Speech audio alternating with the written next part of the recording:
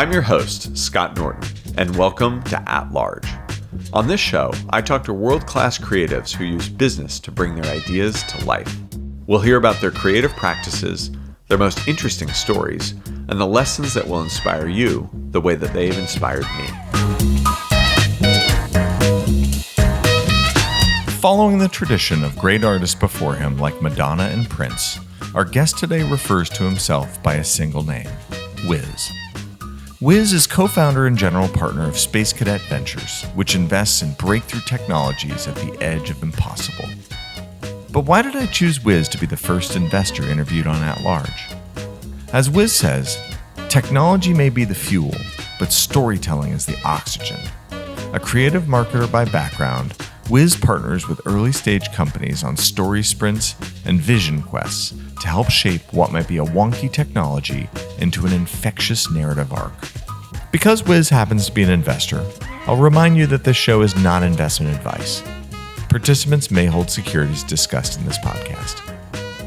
Without further ado, this is Wiz from Spacecadet, At Large.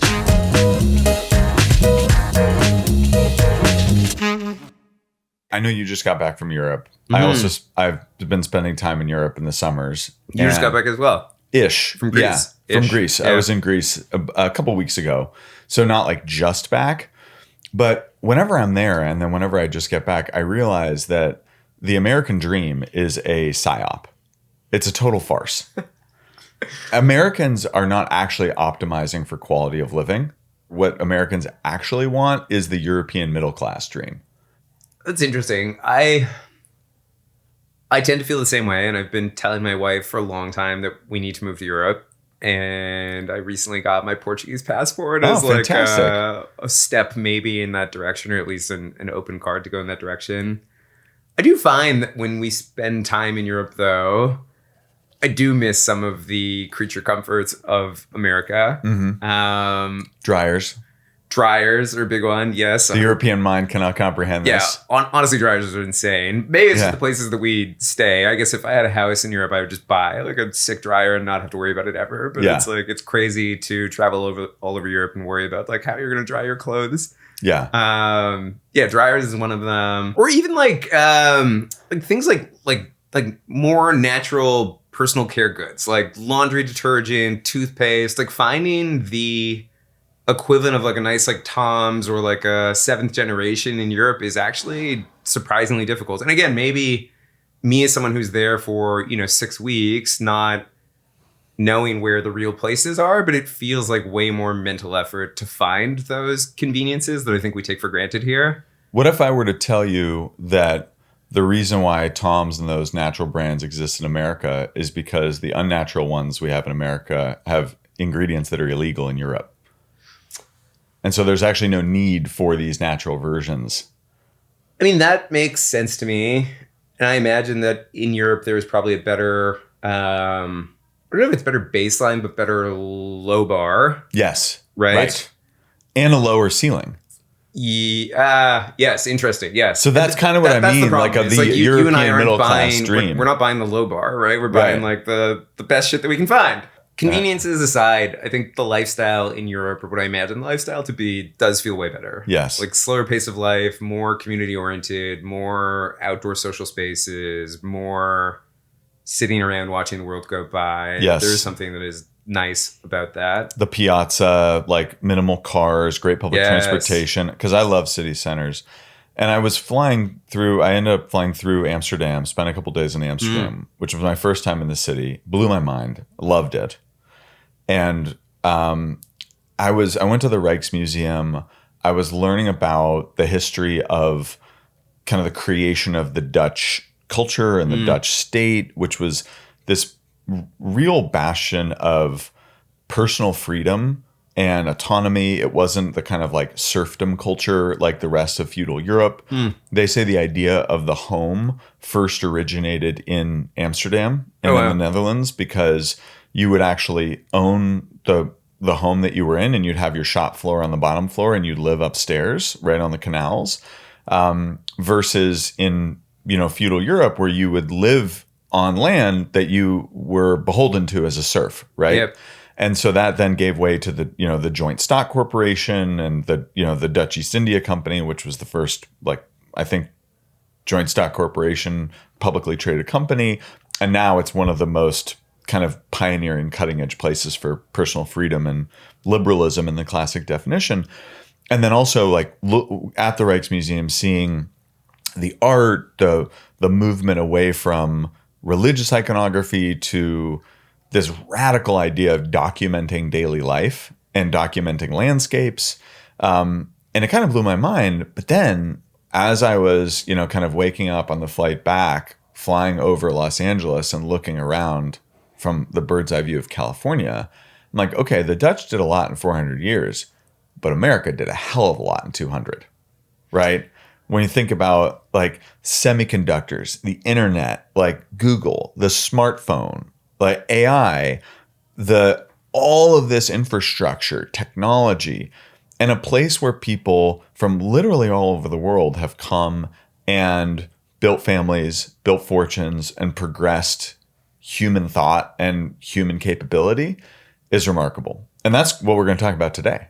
And that's why I'm so excited to have you here and so excited to be back in the interview seat.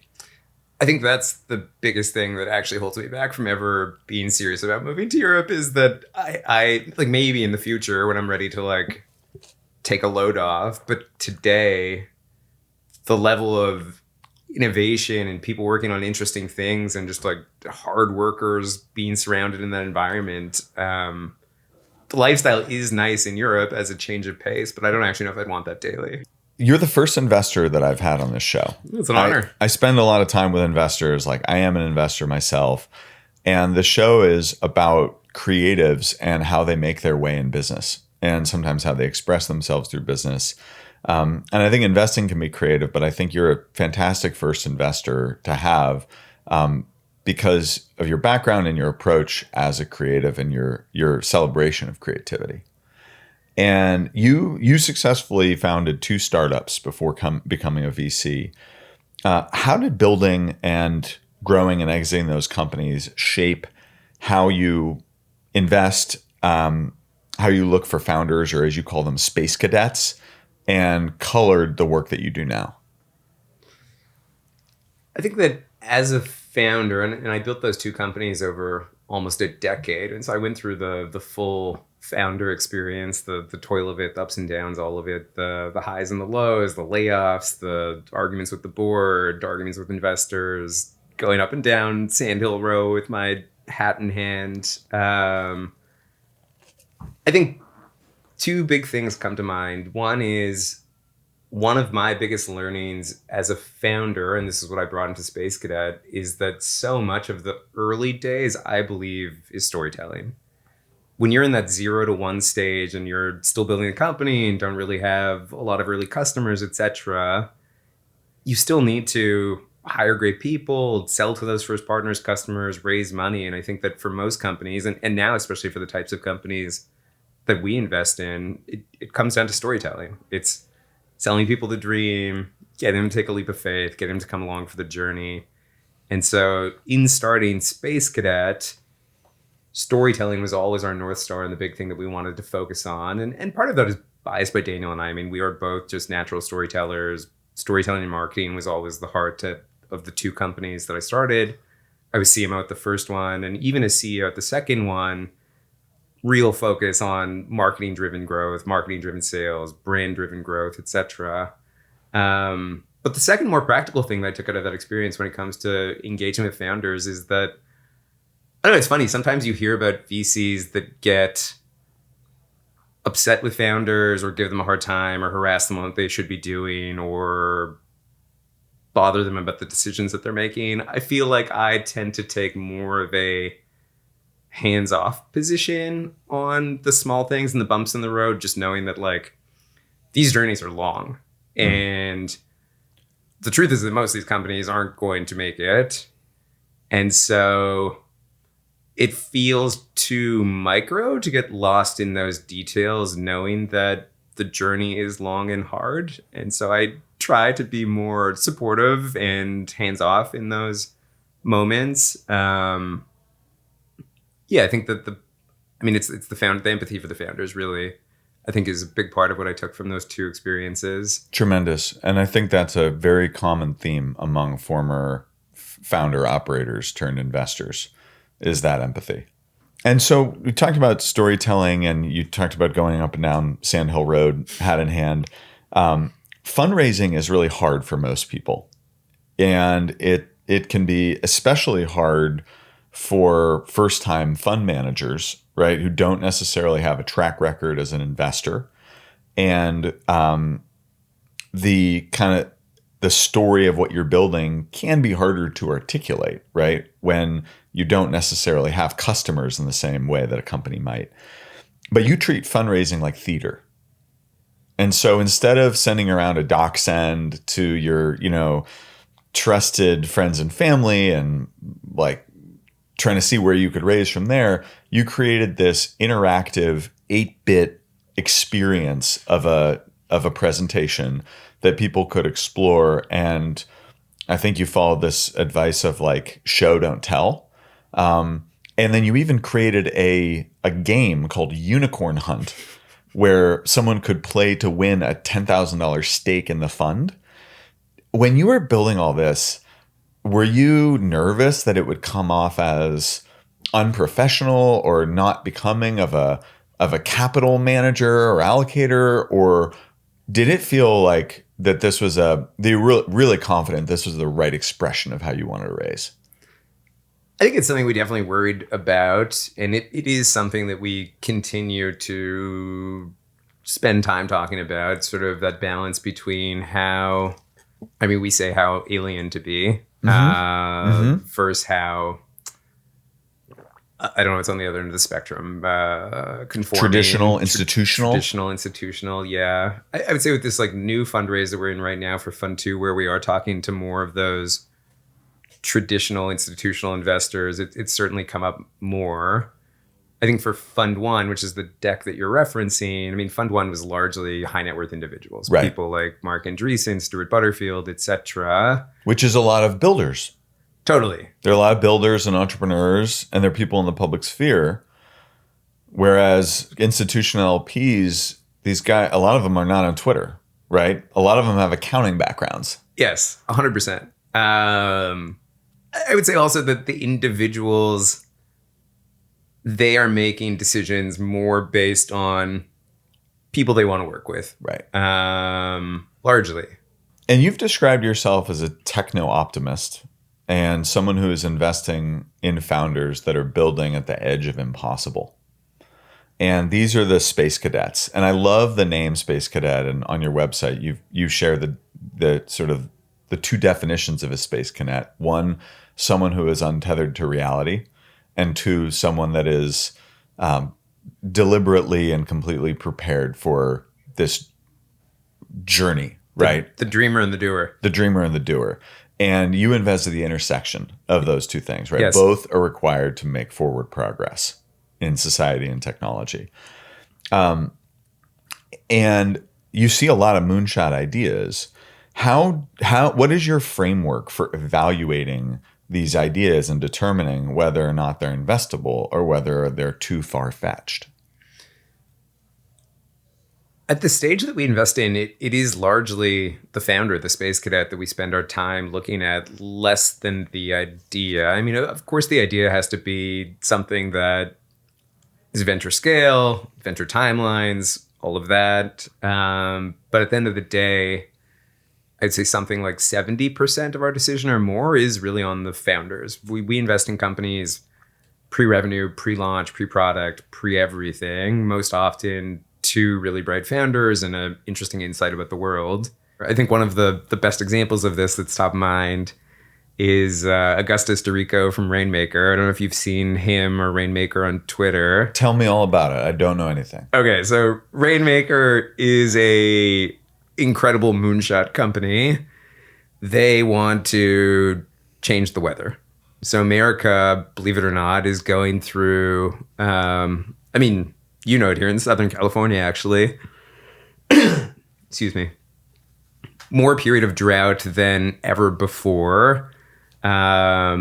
most of our water management in states are going through, what do they call it? It's like some sort of rationing, or yeah, but it's like the water table's dropping. Basically, they've conceded that they will never have the amount of water that they need, and that all we're able to do is to like continually manage it down. I see. Yes. People talk about peak oil, but they should be talking about peak water. Yes, and so what's interesting is Augustus and Rainmaker are taking this from a totally different perspective, which is more of that techno-optimist perspective. How do we instead solve this with technology? It turns out if you can make it rain only 4 to 6% more, which doesn't sound absurd, you can solve all of those problems. Right. And you can go from states that have terrible periods of drought to states that are abundant with water. How we have them listed on our website is from droughts to downpours, which I think is a great little summation of what they're up to. But yeah, weather modification as an idea is crazy. When we first saw Augustus on Twitter talking about this before the company was anything, people were making fun of him on Twitter. They're like, "Oh, weather modification. Like, what are you, an X-Man? Like, right. Zeus?" Totally. And then you also, I mean, you've got the crazy part of Twitter that are rallying against him for things like chemtrails, etc. But total moonshot idea, right? Untethered from reality. But then when you meet him and you hear his story, that the amount of commitment and drive and dedication and belief that he has in this is just, it's incredible. When he first told me the story, and this is a story he's now told many times, and I think has come to define him. Totally. I mean, he's still early in the journey, but yes, it's clear from how he speaks about it that he does believe that it's his life's work. But the story that he's told now many times, and this is the story that really caught my attention, was he says that in Genesis, and I'm not religious, and so I didn't even know this story, but in Genesis, God gave humans control over, dominion over the sea, the earth, and the skies.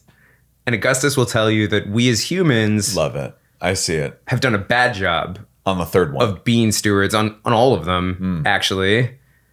And that what he wants is for us to take back that dominion over those three and be better stewards of the land.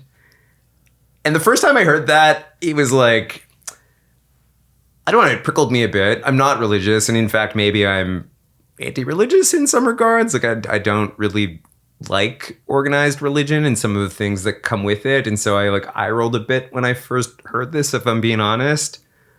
But then as I got to know him and talk to him about this, I realized that it was less about God and Genesis and dominion over the earth and more about just him having this incredibly strong belief and devotion and dedication. I mean, devotion is the right word. Devotion to this is the future that I believe that we as humans need to go to, and it's important. Yes.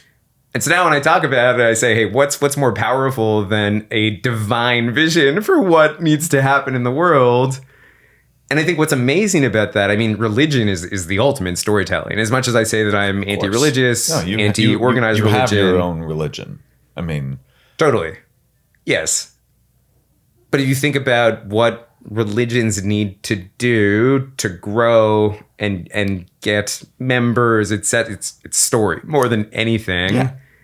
And I think what he's done an absolutely incredible job of, and hats off to him, I couldn't be more proud to be an investor, is getting people enrolled in that vision in a way that many founders should be honestly envious of. I mean, he has kids that come literally knock on their door like, hey, we've seen what you're up to and we want to work for you.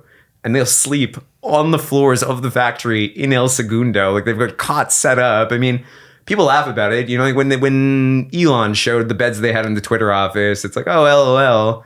That's real. Like, these people are actually sleeping in the fucking office because they're so dedicated to the cause that they're working 18 hours a day, going to bed, waking up, and grinding on it the next morning. Yes. And I want to be clear, for me, that's not about like let's get everyone working 18-hour days. Let's get them grinding to burnout. It's not about that at all.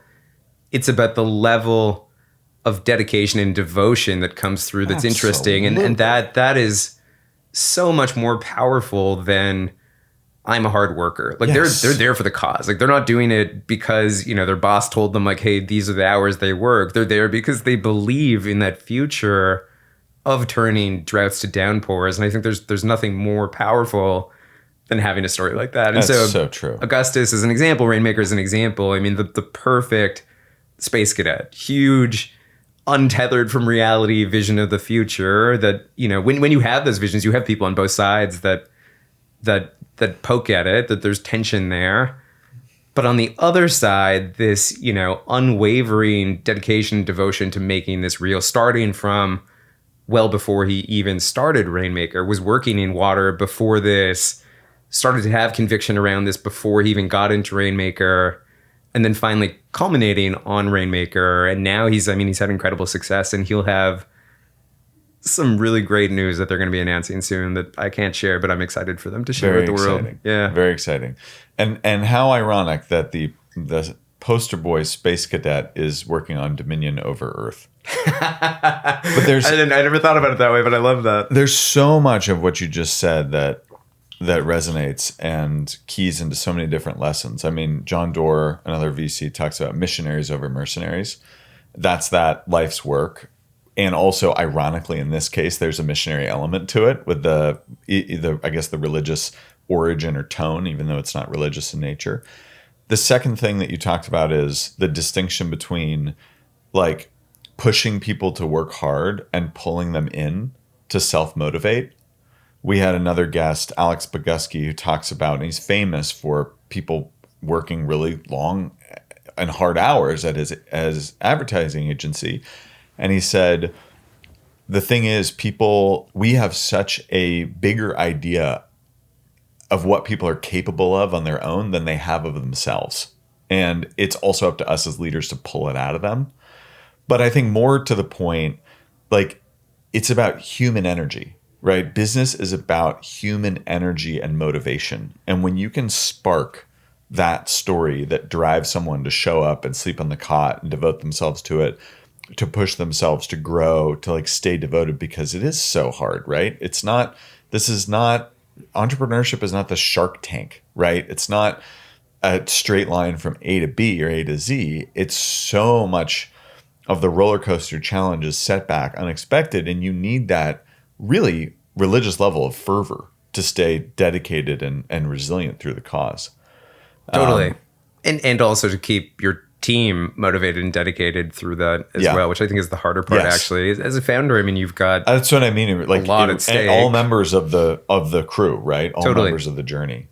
And then the other thing that I always talk about, how building a brand, I approach it like building a religion, right? It is really in a lot of ways indistinguishable from a religion.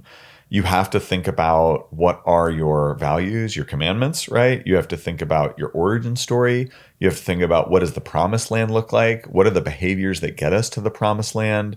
What do we wear, right? What are the vestments? Who are our clergy? Who do we appoint with these skills or this power? What are our practices, right? Our unique kind of cultural practices, all these things. Like the human technology of brand building and of company building is the same human technology of religion, right? I mean, there's a reason why religions organized humanity for thousands of years, and we're basically just drafting on that same kind of mental infrastructure. That's what I've kind of observed and recognized, and it's obviously not a perfect analog, but a lot of similarities. I love that as a metaphor. I think that something else that's interesting there is, in part of that, in defining all of those things and being true to all of those things and having a very specific and strong mission, you're also going to have a group of people that buy into it incredibly strongly, which is amazing. But then you'll have a group of people who hate it and want nothing to do with it and heretics want to persecute you, in fact. Yes. But I think that the best brands have that tension. Absolutely. If you stand for something that is meaningful enough and you tell it in a way that is strong enough, you will always have both sides of people, those who love what you're about and those who do not. That's right. And I actually think that is one of the most important signs of a great brand. Is it has to have that tension. Yes. And I think that tension is actually a bit of what you had asked about earlier with, were we worried that the deck was a bit too much? And for some people, it was. Like we had people who responded and they're like, I don't get this. What is it? Yeah. But then we also had an incredible group of people that responded and they're like, this is fucking awesome. Like, how can I invest? That's right. And so I think that, I love that metaphor. And I think that in religion, what's interesting there is having the people like me that may push back against it sometimes. But, for each person like me, you have others on the other side that love it and want to be part of it and be devoted to it, which I think is important. They say the opposite of love is not hate. The opposite of love is apathy. Interesting. And great brands have tension, right? Yep. I mean, we stumbled into it with Sir Kensington's because we had the lowest of the low food category ketchup. Yep. With the highest of the high social cast of an English gentleman knight from the 19th century, right? That's tension. And tension creates attention. Tension creates press. I like that. Tension creates attention. That's a nice little line. Especially in today's internet, and especially how information moves, and how it's shared, and how tribes work, and how we galvanize tribes, and we find the detractors and the supporters. Well, that's another huge thing about religion, right? Is who's included and who's not, right? And who self-includes, so it's so rich. I love that's part of your ethos. That's good. How do you perform? Actually, scratch that. You invest. We might get back to that later, but you invest across the spectrum: aerospace, AI, biotech, energy, even some consumer products and services. How do you adapt in doing due diligence on the market as an investor across so many disparate domains? Part of my follow-up question to this is that I've seen a lot of technology investors who are generalists get in trouble by going after big markets with small profit pools. Like, how do you figure out, are these people going to be able to build something that is sufficiently both profitable and affordable for the customers that they need to serve? I think market sizing in venture is one of those things that is classically incredibly difficult and that everyone gets wrong. I mean, so many people got it wrong with Airbnb and Uber, etc. Why would anyone want to sleep on anyone's floor? How many people are there that are going to take black cars, etc. Again, I think that for the stage that we invest in, which is incredibly early in the journeys of these companies, we do spend time, of course, thinking about market size, market opportunity, etc. But it's a lot more about, is this an interesting idea, and could it be directionally big? Right. And so, again, for us, it is largely about the founders and not as much about the markets. And so, we do invest across a pretty diverse set of things. And you missed robotics is another big one for us. I'm sorry. Yeah. That's fine. Thank you. I just wanted to throw that out Thank for the you. world. Yeah. Again, these companies, pre-launch, pre-revenue, pre-product, we're not out there evaluating how the robots are built or the tech specs of the robot or anything like that. It's, do we believe in this founder's insight? Do we think that this market is already big today or can be directionally big? I'll give you an example. We just met with, in person, one of our portfolio companies earlier this week, a company called Pave Robotics, YC company from 2 or 3 batches ago. They're working on road repair robots. Road repair is really interesting. I knew nothing about road repair, but then hearing from the founders, it came to life. And I imagine it's very dangerous for the human workers in it now, right? It's dangerous in that, like, they're out there dealing with, tar fumes all day in the blistering sun, etc. And then, of course, like traffic hazard, etc. Right. I don't know if it's as dangerous as some of these other jobs. As my imagination in this moment would suggest, yeah. Yeah, but sure, there's part of that. Yeah. I mean, we always say that robots are best to replace things that are dangerous, dirty, or dull. Mm-hmm. This is probably more in like the dirty category, maybe a bit in the dull category as well. yeah, with them, I know nothing about road repair. I know nothing about construction crews. They had a prototype robot that they'd built. None of our decision or evaluation was about that at all. It really came back to this idea of Josh, the CEO, as a space cadet. So when you asked him, what is the biggest vision for this company? What can it be? Like, road repair sounds small. He has great talking points on how big road repair actually is and how you can replace, what today is a 6-person crew that goes out all day, 8 hours a day, filling cracks in asphalt, down to a 1-person crew with 1 robot. And then all the things that those other people can do that are better for the municipalities that they work in, instead of spending their days filling cracks in the road. Right. And he's got great talking points on how that in itself is a huge opportunity. But at its biggest vision, I mean, we're talking about automation of building infrastructure in cities and towns that we live in. Mm-hmm. Today, that is a huge amount of human labor that goes into it. And if we're being real, it's like it's not the type of labor that humans like doing. Like, if you drive down the street and see construction workers working on the road or other related infrastructure, it's bent over, backbreaking work. Right. That, me as a techno optimist, I'm like, oh, technology should solve that. Like, why do we need all these people sweating out in the hot Los Angeles sun breaking their back when we can just have a robot do it? Mm-hmm. And so, yeah, when you talk to Josh, there is this much bigger vision for the future of all that robots can do related to the critical infrastructure that drives our cities and our towns. But then on the other side of the Space Cadet, the doer, Josh was particularly special. Him and his co-founder Mason had worked at, what is the guy's name? The glitter bomb guy, Mark Rober. Oh, I don't know this person. No? I'm not familiar with the glitter bomb. Mark Rober is one of the most popular YouTubers, I think, in history. Okay. He got on the map.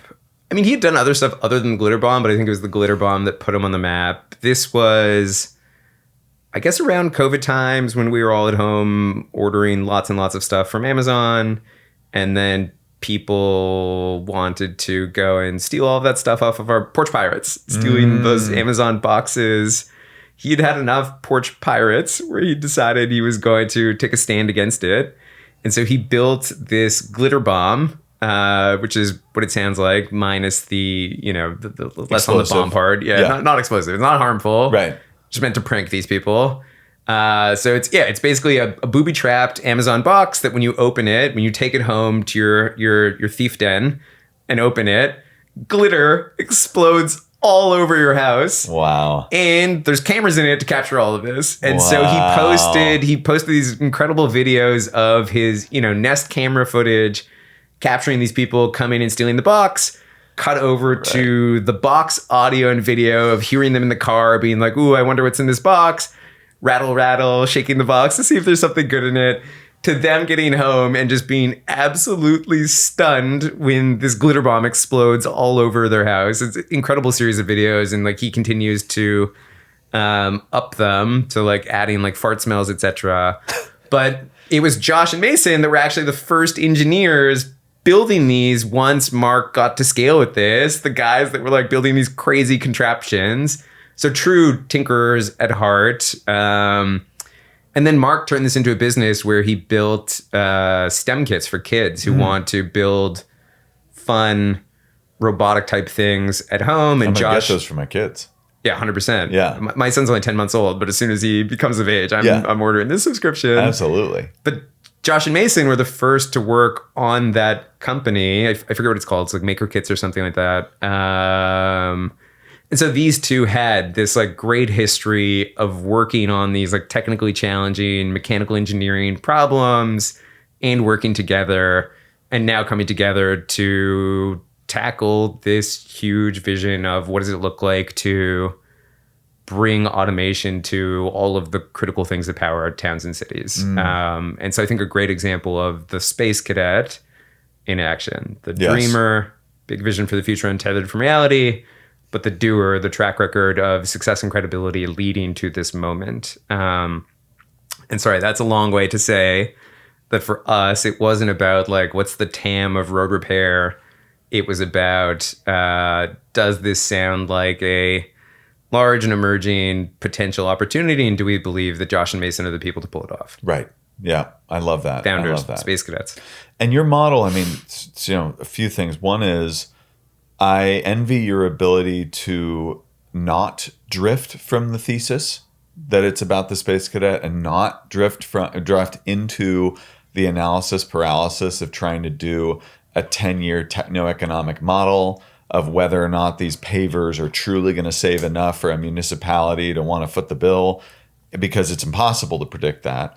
It reminds me of that saying that the job of an investor is not to see the future, but to see the present very clearly. Yes. And you were focused on seeing the present of these Space Cadets very clearly, and the past, that has led them up to this story. And then finally, your model, being an early stage investor, pre-seed, seed, is that when you get it right, you really have the power law in your favor, right? And so it's not a concentrated growth stage portfolio where you've got to tick and tie every number and you're shooting for, nice capital protection and a 3x return that beats the S&P and you can feed it to these LPs. You're thinking about, okay, we're going to have a lot of duds here, but if we invest early enough, the ones that pop will really, really pop.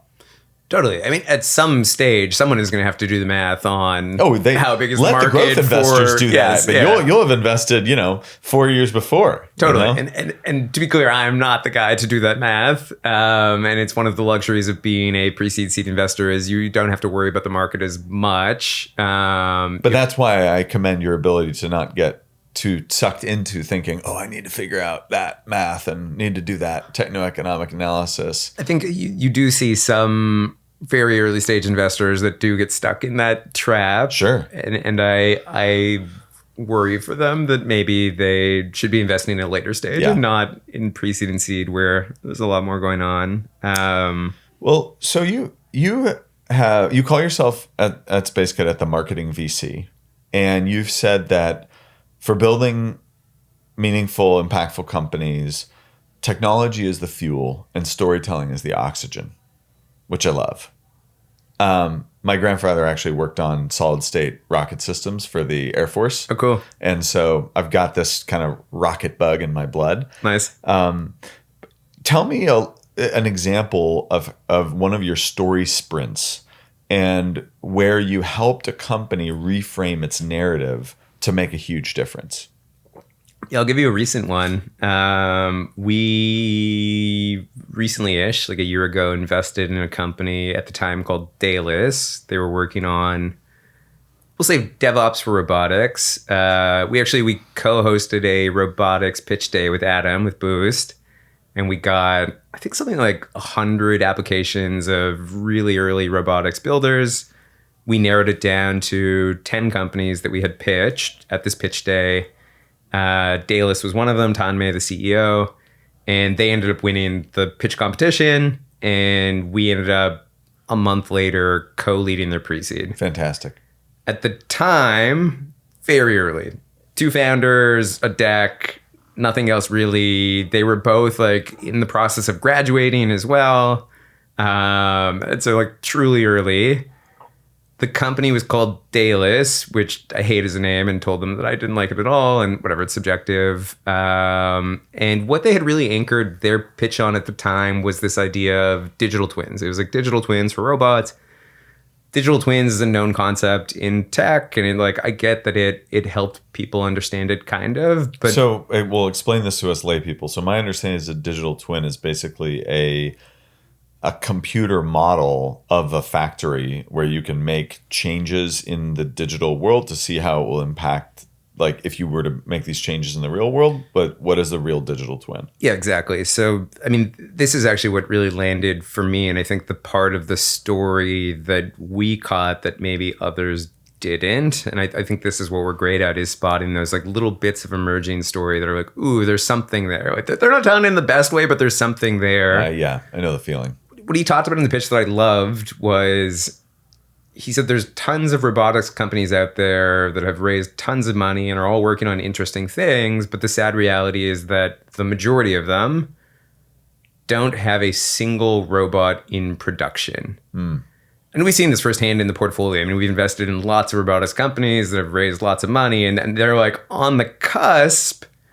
But the thing that's holding many of them back, and this is what he was pointing to, is that we still can't get to a place where we know reliably how these robots are going to perform in the wild. And the problem in the wild is that a lot of these robots can be dangerous. And this is something that Tanmay actually highlighted as part of the problem statement in the pitch, was talking about issues that had happened in Amazon warehouses. And like tragic things, actually. Of course, like I can only imagine. People being killed. Yes. Robots mistaking human for a box and trying to like pick it up, and like the person being gravely injured. Robot crushing a box of it was bear spray and like setting it off in the factory. Oh my gosh. Yeah, like which there's something humorous about it, but when you think about like what actually happened in that factory, it's like that's terrible. Terrible. Yeah. Yes. And so this is the challenge: is that when you put robots in the wild, there's so many edge cases that they just haven't been trained on. And so in some of those warehouses today, the robots that are actually most scaled in production have cages around them. They're like, we'll just put a cage around it so that like it can do whatever it wants. No one's going to get hurt. Which is like kind of a crazy solution. Stopgap, but not the future that we want. And so, with someone like now named Parallax Worlds allows you to do is build simulations of how these robots might behave in reality. And how that traditionally was done is you would have a simulation engineer that would use something like Unity, a game design engine, to build a fake environment. Exactly. Thank you. But then they would build like a handful of scenarios that might happen, because each of those scenarios takes 20, 30, 40, 50 hours to like hand code. But you need generative AI to basically create a super long list of weirdo edge cases. Thousands, tens of thousands. Take every Amazon SKU and be like, what happens if we apply this much force to every single one of these SKUs? Exactly. And bear spray is not touching the robot. Totally, which was not possible just 3 years ago. Right. And so they're taking generative AI to this problem of simulation and making it easier for companies to run these thousands of simulations to get to a place where they can get into the world and be in production. Yes. So the way that they were describing this has a lot of application here too. Totally. I mean, I don't know if they can adapt it, but this for drug discovery, I think could be very interesting. This is more about like true physical environments. Like what they've done is they allow you to like literally take video of your factory and the robots in it, upload that in to create like a perfect twin of your environment, and then just create thousands of simulations of what could happen in that environment. Yeah. When they first pitched it, when they were getting off the ground and the story was very rough, it was like very rooted in this feature set of like digital twins and simulations. And what we helped them get to over time was trying to latch on to this much bigger vision of a future-proof robot reality. What does a future look like where we do have robots everywhere and they're not harming humans and they're working in great concert with all of us? A future-proof robot reality. And so we took the brand, we did a total brand redesign. We went from Daedalus, which nobody liked, to Parallax Worlds, which we thought was like a really cool... Great name. Yeah, white space name that spoke well to the parallels between the real world and the fake world, with the copy of robots fail in our world so they don't fail in yours. Ooh, nice. And like a nice vibey brand that, again, really sets it apart. We built a new website for them. And then finally, we built a brand new pitch deck for them. And a lot of the work of decks is, and we do this deck building workshop called Story Sprint. And the biggest takeaway that I tell people is that the work of doing a deck is not about the design or the slides or whatever. It's about the headlines. What is the story that you're telling on the top of each slide that forms the narrative of your deck? Right, the arc. Focus on just the headlines. In fact, decks should start in a Notion document or a Google spreadsheet and not at all in slides. Just what are the 10 to 15 short 15 to 20 word headlines that tell the story of what you're up to. Yes. And so we went through that exercise with them, totally reworked the narrative, and came up with, this what feels like a much more powerful, polished story of the real opportunity that Parallax has and what it can be. And they, I guess I can't say, but they will soon have great news to announce on how that fundraising went. I love this theme. And I mean, I can't take credit for it. They went through the true difficult fundraising journey that we talked about of, talking to 50 investors and having a hell of a time doing it. But in the end, ended up with an incredible partner that they're excited about, we're excited about. And so for us, is I think a great case study of how we can find these companies incredibly early when the story is still rough and raw and help them refine it and polish it and turn it into something that's more legible to those later stage investors that are going to be doing more of that math around the market size and the opportunity and really trying to understand it instead of investing in Tanmay and Amkor, the two killer founders who've spent their lives working towards this. And so that's how we try to help. And in fact, with this next fund, the plan is to really upgrade that. We just recently launched a new business called Spacecadet Studio, which is a design and storytelling agency for venture-backed companies to help other companies with this exact type of work. Portfolio companies for Fund 2 will get this work for free, but we'll have all of the resources of this agency, more resources than we could have on just the management fees of the fund, to do even more of this work for all of our portfolio companies. And so that's really what we're focusing on and trying to use the power of story to get those companies from 0 to 1. Beautiful. Beautiful. Thank you for that story. Very, very cool. Awesome work. It's so necessary too, because, a lot of these businesses are run by, engineers, and a lot of, investors, even early stage investors, just don't have that creative packaging sense. So it's a rare skill that you bring.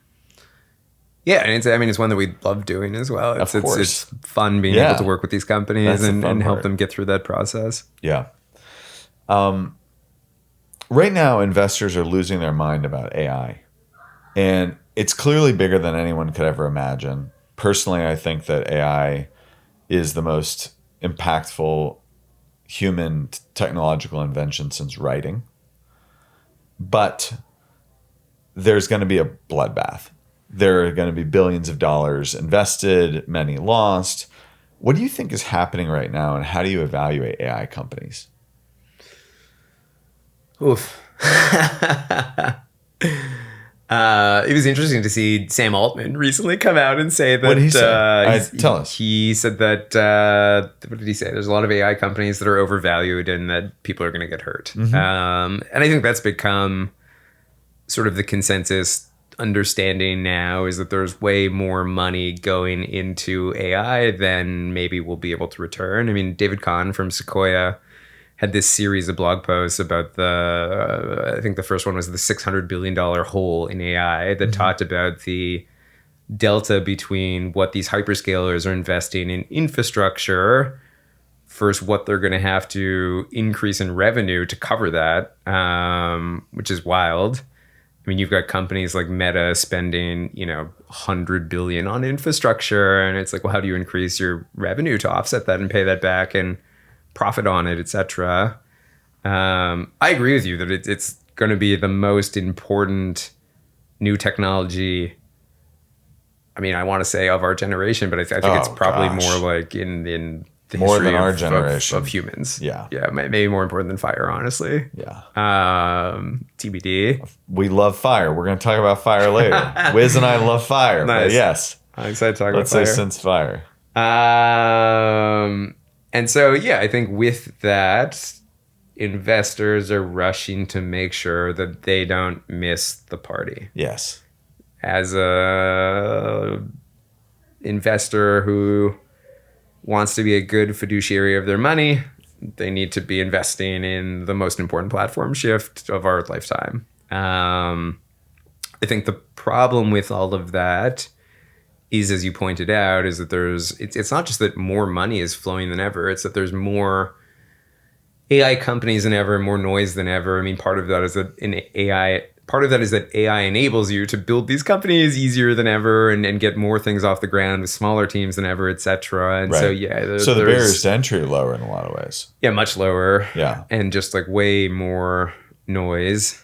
And so, yeah, for us, I mean, we try to look for two big things in the AI companies that we invest in. And I don't know if this is the right lens or filter, but we'll see. Yeah, but it's your working thesis, and that's what we're interested in. For sure. So we try and look for companies that have truly unique and proprietary data sets. So a great example of that is our number one portfolio company, Function Health. Oh, fantastic. Yep. That's your number one portfolio company. That is our number one You meaning portfolio your first company. investment or your biggest, like, on paper value? Or Biggest on paper winner today. Yeah. Yes. That's cool. And I hope that holds true. Yeah. Startups are a roller coaster, we'll see, but they're absolutely crushing. And I am incredibly grateful to be an investor in that company. One of the first ones, in fact. I have a few friends who are investors as well. Oh, nice. Yeah. Awesome. Incredible company. I've also been, my wife and I have been customers for the last 3 years, and we love it. Great. That's why your skin looks so glowing and you look so healthy and beautiful. Thank you. Yeah. Function Health has this incredible data set of today hundreds of thousands of people's biomarkers, their individual biomarkers. If you think about how health was done prior today, you would go to the doctor, you would get your cholesterol done, and the doctor would have access to your numbers and a reference range set by basically all of America, which is an imperfect sample for health. What Function Health now has is not just your cholesterol or mine, but hundreds of thousands of people, many of which who maybe look like us, age, demographics, etc. And so they can start to make recommendations and predictions that no doctor ever would have been able to make. Right. And that data set is unique to them. It's not something that anyone else can go and buy or get. The only way to get it is to have hundreds of thousands of users on your platform. Testing their blood frequently. Exactly. Yeah, giving their demographic data, giving their behavioral data. Totally. And so that's special. I'll give you another example. We invested in a company called Enhanced Radar. They're working on AI air traffic control, which, if you remember the news cycle from I do remember that. 2 months ago, It was like around they fired a bunch of them, then they tried to rehire them back, and Totally. Trump and Elon are like, we need to recruit more air traffic controllers. Yeah, there was all that mess at Newark, and Yeah. people realized how fragile the system is. Yeah, it makes sense intuitively that in the future we'll use this super intelligence to help us be safer when it comes to important things like air traffic. Yeah. What's interesting about Enhanced Radar, and part of this proprietary data edge that we look for, is the reason they're able to do the stuff that they do is they've gone around to individual airports and convinced them in this very early stage, they're still very early in the life of the company, but they've convinced them to install these basically black boxes at the airport that collect two proprietary pieces of data. One is the flight locations that the air traffic control centers see. Where are the planes? And that's a continuum of like, what did the whole approach trajectory It's a look feed. like? A feed, Yeah. exactly. But then overlaid on top of that, what was the audio traffic between ground and plane? Yes. And so now they've got the plane positional location and what the pilots and traffic controllers were saying at the time. And they've done the hard work of custom labeling all of that. Huge, incredible effort, very expensive. But now they have this incredible proprietary labeled data set that, again, you can't buy or get anywhere. You would have to go install these boxes at airports all over the country. Right. But what this is going to enable is them to, at first, be a safety net, but then in the future, automate and optimize it all. Sure. And so we love that. Yeah. And then the second big thing that we look for is unique distribution advantages. I think that in a world where it's easier than ever to build a company, which is amazing, and I think better for all of us, right? We want more entrepreneurs, more people building things, more opportunities. What becomes hard is distribution and actually getting that into the hands of a critical mass of people. And so we like to look for unique distribution advantages. So as an example, we invested in this company called Cassidy AI that's building basically like AI workflow software for enterprises, allowing companies to connect into their internal docs and use that in the AI workflows that they have in the business. What was interesting for us about them, the CEO is an AI influencer. He had started posting and talking about how to use AI in business on TikTok, Instagram, and LinkedIn very early in the start of AI. Like when businesses were first starting to think and talk about like, ooh, Can this we like use this? Can we this like chat GPT thing that came out 3 years ago. Like, can we use this now? And build a huge following and audience. And a lot of that was actually all of their first customers. And so when we invested, they were again very early in the journey, but they had some really interesting pipelines, some like really interesting early customers, and all of it came from being an AI influencer. Yep. I mean, TBD how sustaining of an advantage this is going to be for them. But it's an unfair advantage. It's a fast start. In getting it off the ground. Yeah. Yep. And in today's day and age where institutional trust is low and individual trust is high, and you have the zero cost of content production, and those voices are very important. Let's talk about food. Because what became a fan of yours on Twitter, followed the beginnings of the Spacecadet journey. And then I think one day you posted a photo of you roasting some meat on a cast iron rig over open flame. And I was like, oh, my people, like this is great. So we share that passion. Tell me about how you got into this and some of your kind of favorite rigs or what you create food wise. Yeah, I'd say that food and cooking is my greatest passion in life. And if I wasn't doing tech things, I would be doing food things. And in fact, one day I hope to figure out how to bring them together.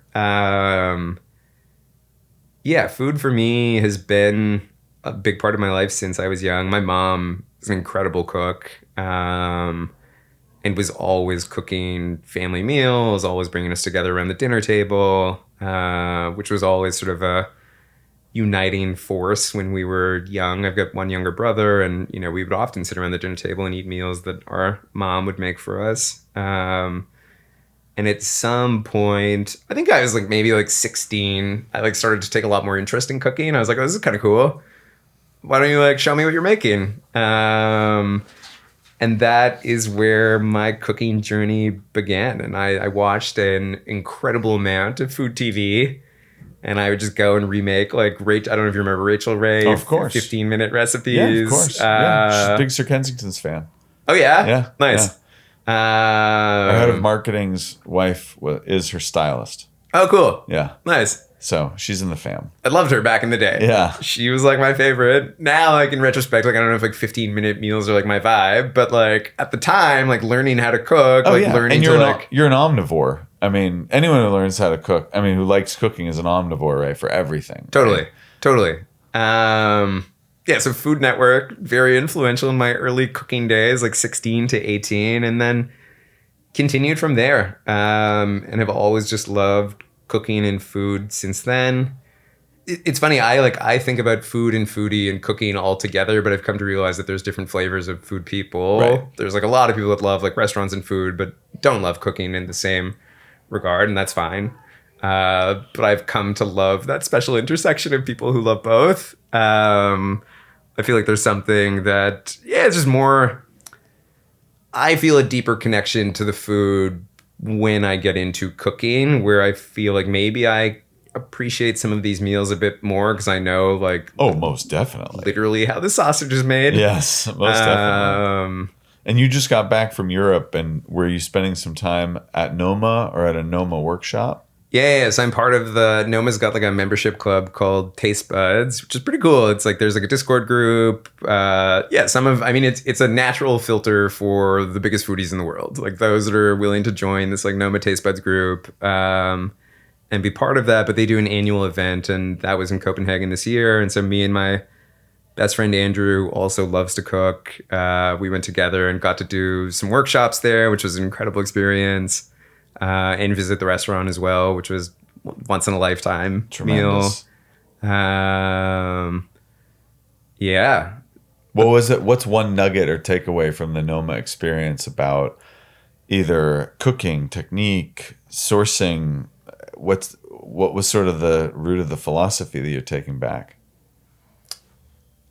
Honestly, the simplest thing that really struck me was how simple of butter sauces they used in so many of the dishes. Oh, that is surprising. So many of everybody knows that restaurants use a lot of butter in all of their food. Especially Danish, it's almost Danes obvious that they melt butter. Yeah. You go into any coffee shop and there's like a literal mountain of butter, which I love. I feel like we need more of that here. We need more butter mountains. Yeah, I want to open a Danish coffee shop where there's just like a mountain of butter in the window. Yes, we take for granted that lots of restaurants use butter in all their dishes, but there's something about the simplicity of some of the Noma dishes where you saw how the butter really just like actually brought the dish to life. Like there was this, this was probably one of my favorite dishes, which was this like fjord shrimp dish. It was like very simply these tiny little fjord shrimps and very short grain Japanese rice. I think it was just those two things, but then this like incredible butter sauce that like I like pulled the chef over and I was like, what is in this? Yeah. And he said it was actually a very simple butter sauce. It was like a beurre monté of butter, some sort of like seaweed emulsion thing that they added for a bit of color, actually more than anything, and like a little bit of umami. Yeah. Savory flavor. And one other thing that I don't remember. But also I'm sure the temperature, how they tempered it, how they melted it. Totally. That probably was dialed. Totally. Like I've been exposed to enough of like the Noma philosophy in food, etc., where like of course like some of the technique on like the crazy ingredients, etc., was interesting and like fun to see. But for me, what I took home is like, more like simple butter sauces and things that I cook with. Amen. Yeah. Amen. Talking to Missy Robbins about the same thing a few episodes back. Oh yeah. About Milanese food. Nice. Yeah. Well, because Milan is one of these, it's at the intersection of the butter verse and the olive oil verse. Good intersection. It's an amazing intersection. I love Milan. You were asking specifically about the fire cooking, though. Yeah. And so where that came onto my radar is... It was like the confluence of a few things that finally clicked in my head. The first is season 1 of Chef's Table. Francis Mallman. That episode changed my life. It was my favorite episode. It was like, he is such a kooky guy that it was just like, I don't know. It just struck me in a different way. And his fantasy of freedom is irresistible. Oh yeah, like living on his like own little like island. Irresistible. Every single shot he's opening a magnum of wine. Every single shot he has a different baby mama. Yes. He wakes up in the morning, builds a fire to brew coffee, and lights a friggin' cigar. Yes. The dude is on another level. I don't know if that's the life that I want. I'm happy with my one baby mama and then hope to not have more ever. But I love... The fantasy, though. It remains. Yes. I'm not saying I want that life. Totally. But there's part of me that's like, oh yeah, this is aspirational. Yes, 100%. and like in Patagonia too, surrounded by these like brooding mountains, the whole episode was just incredible. All of the episodes were incredible, but like he was just like another level. And I was like, this is so cool. Like, I want to do this. This is amazing. And that like sort of got planted in my head. And then I guess like some short amount of time later, I met my wife. She's Uruguayan. Her parents are Uruguayan. She grew up in California, but her parents are Uruguayan. And so we did our first trip to South America, and like everything they cook is on the fire. Like every house in Uruguay has a open fire grill in the backyard, and like it's just like a way of life. Like it's not some like, ooh, cool, like check out this crazy way that I'm cooking. It's just like how they cook. Right. And so got exposed to that. And then the final piece that brought it all together is that we used to live in New York, and we rented an Airbnb upstate for like a month to like get away for the summer. And they had at that Airbnb Francis Mallman's first book, Siete Fuegos, Seven Fires. And they had an outdoor fire pit and this like, I hope the host is not listening to this episode, but they had this like, it was like a wooden tripod that they used as like an art installation almost. They had like lights hanging from it or something. And you use that to hang pots on? I used that to hang my first leg of lamb that I ever cooked over an open fire. And from that moment on, I was just absolutely hooked. Oh my gosh. Airbnb hosts, the guests of Wiz, thank you. So we appreciate you putting up a little bit of char on that tripod. Totally. Oh, Wiz, that's fire. That's awesome. I want to cook with you. Oh, I'd love to. Yeah, I want to cook with you. I would love to. So let's move to our quick fire round. We call this at large and off the cuff. Nice. I asked everyone the same question first, which is, are you glad that social media exists or do you wish it never existed? I'm glad that it exists. I think that with anything, again, going back to like the concept of tension in all things of life, anything that has like amazing upside is also going to have its basements as well.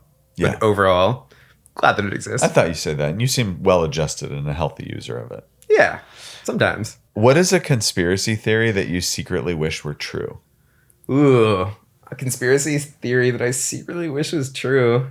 Oh man, that aliens live amongst us? Ooh, that's a good one. What do you think will die first? Email or democracy? Email, I hope. Hell yeah. Who is the most underrated genius in tech? Ooh. The most underrated genius in tech. Maybe the founder of Perplexity. He's been an interesting character that people love to hate on. And he's young. Dunk on. I actually think that what they're doing is like the exact correct model of like really focusing on the product over the models. I mean, I'm not a Perplexity user myself, which maybe says something, but I do think there's something about what he's building. Yeah, maybe him. Cool.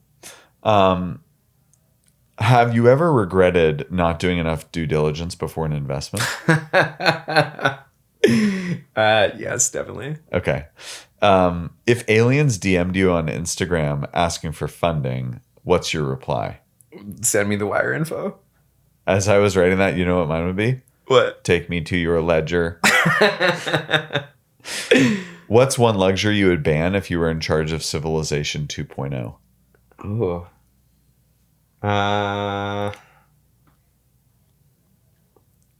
Luxury that I'd ban. You want to hear mine? Yeah. I don't like the whole DoorDash Uber thing. Interesting. Tell me more. It just seems outrageous, the necessity of convenience of pushing a button on your phone and having someone make the food at a restaurant, traipse across, ring your doorbell, and you eat it there in takeout containers. I love going out to get stuff. I love cooking. I love going out to eat things. I always choose the pickup option if I do get takeout. I don't know. I just don't like this culture of everything needs to be delivered. I think going back to our earlier conversation around coffee and the town circle and town square and European way of life, I mean, Uber and Uber Eats, is probably a contributor to taking away from that, right? If we're just like push button ordering things to home, never venturing out, never seeing people eating at home, then there's going to be less opportunity for those restaurants to exist, etc. It's like the difference between a gift and a gift card, you know? Yes, I like it. Do you think X has gotten better or worse since Elon bought it? I am a big Elon fan and also a big X fan, Twitter fan. I can't stop calling it Twitter. I know. I call it X, but Twitter's such a better name. I think it's gotten worse, though. It feels like it's become more focused on what are the big engagement tweets. Whereas before, especially early days, Twitter felt more community oriented. My feed is largely a bunch of viral shit that I don't want to see. Right. And I think that Nikita Bear would probably say oh, it's because you're clicking into the things or whatever. Right. And it's well, he is hilarious. Yeah, I like him a lot. He is so funny. So maybe that's part of it, but I don't want to see it. I don't want that to be my feed. So So, and the other question that we ask all guests is to walk us through one signature recipe that you like to cook at home in enough detail that someone could recreate it. So the ingredients, the process, what it is. Yep. I love this question. I've heard it on a number of your pods. I don't do signature recipes. My like whole thing is experimentation. It's rare that I'll make the same thing more than twice. Great. Well, when your kid turns older than 10 months, you're going to find yourself repeating some greatest hits. Yeah, that makes sense. I think. Yep. Okay, last weekend I made burgers and they were incredible. Great. Take us through it. I love making burgers. I'll take you through this recipe. We had my wife and I had gone to a pretty good burger place, and I was just disappointed with the burger, which I think is I don't know if it's me becoming old and curmudgeon-y and complaining about the food at restaurants, or if it's just the curse of being able to cook decently well, where you're like, I can make this way better. Like, why am I paying $32 for this? Believe me. So I was like, you know what? I'm going to make burgers next weekend. I'm going to make the best burger you've ever had, which I've said many times to my wife, and it doesn't always turn out, but this time it did, thankfully. And so I think that the most important thing in making a burger, like making anything, is focusing on the best ingredients you can get. And so I got a mix, a 50-50 mix of chuck beef, which is naturally well marbled. And then also, and maybe this was a bit gratuitous, but short rib, which is like even more marbled. Those two together, deliciously fatty. It was delicious. Yeah. And so I bought those whole from Whole Foods. I hand chopped it because I don't have a meat grinder. Yep. Hand chopped it, which like, I didn't even know you could do that. You can. Wow. It only took like 30 minutes. It wasn't crazy, but it was fun. I was like, it felt like some real love going into these burgers. Oh yeah. So you hand chop the beef into little bits. And then in Kenji Lopez style, he's got like this recipe where he like loosely forms the beef. Old burger recipe. I've made burgers before and I've done it like the more traditional way where you put like breadcrumbs or eggs or whatever the fuck in it. Kenji's like, just loosely form them. You want like beef and you want it like loose so it can get like lots of like texture and the fire can go in all the different places and you end up with like lots more surface area for browning and crispiness and deliciousness, etc. And so I went with that, very loosely formed them. No salt while forming them, salt only after. Oh, interesting. I've been using this salt MSG mix when I cook red meat, which is fun. It's like, I think it's a 8-to-1 ratio salt to MSG. Dude, we should collaborate on a special Christmas edition at large Spacecadet Super Salt. Ooh, I'd be down. That sounds fun. Alien salt. Yeah, nice. Down. Okay, let's do it. Okay, sold. So salt MSG mix. I just recently got a Conroe Japanese charcoal grill. I cooked the burgers on that, which was really nice.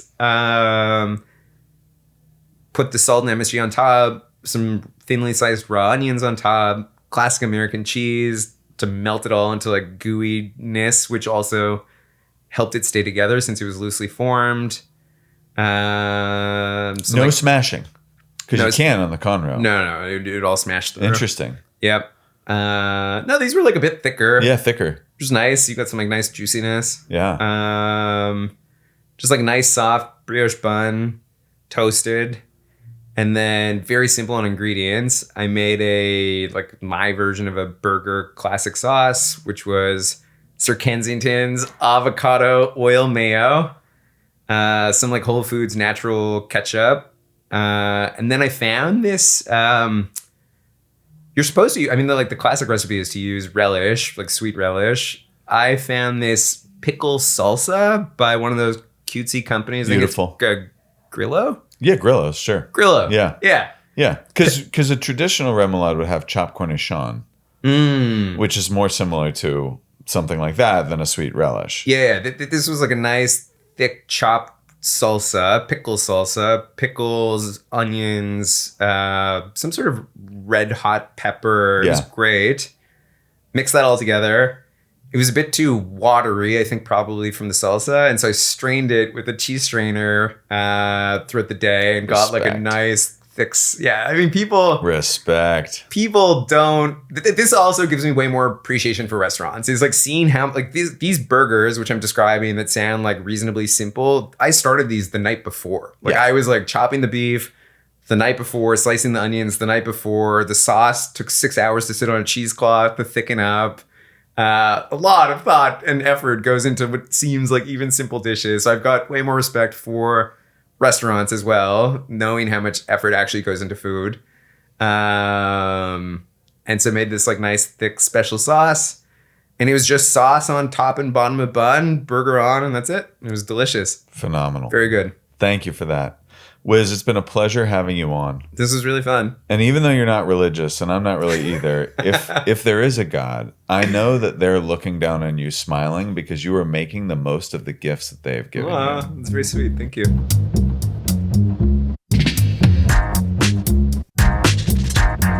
Thank you for tuning in to At Large. Our theme song is Son of Sanford by Motion Worker. Subscribe wherever you get your podcasts and by email at atlargeshow.com. Follow me at SWH Norton on Instagram and Twitter, and DM me about the guests you want to hear on the show.